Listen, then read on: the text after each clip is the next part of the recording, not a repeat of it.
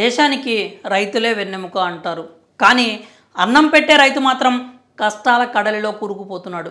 విత్తు వేసిన నాటి నుండి మార్కెట్లో సరుకు అమ్ముడయ్యే వరకు ఎన్నో ఒడిదుడుకులు ఎదుర్కొంటున్నాడు. అతివృష్టి, అనావృష్టి కారణంగా రైతుకు కడగండ్లు మిగులుతుంటే దళారీ చేతిలో చిక్కి మోసపోతున్నాడు.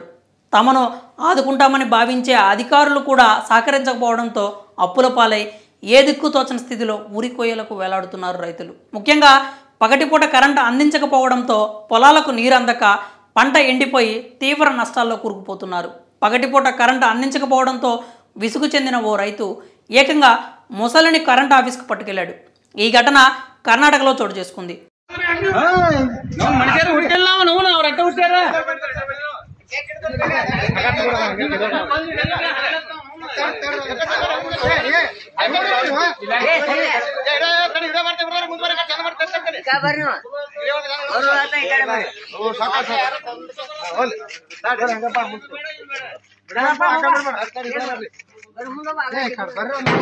వివరాల్లోకి వెళ్తే విజయపూర్ జిల్లా కొల్హారా తాలూకాలోని రోనిహల్ గ్రామంలో అనేక రైతు కుటుంబాలు నివసిస్తున్నాయి.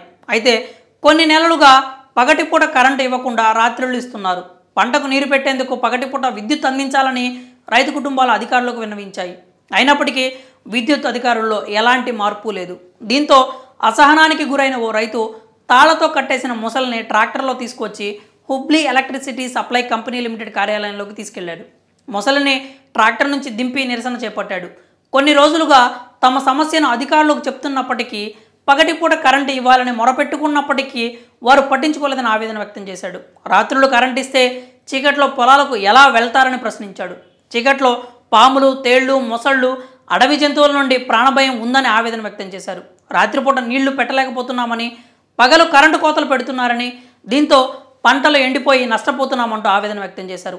తమ సమస్యను అధికారుల దృష్టికి తీసుకెళ్లేందుకే ఇలా చేసినట్లు రైతులు చెప్తున్నారు. మరి ఈ వినూత్న నిరసనపై మీ అభిప్రాయం ఏంటో కామెంట్స్ రూపంలో తెలియజేయండి.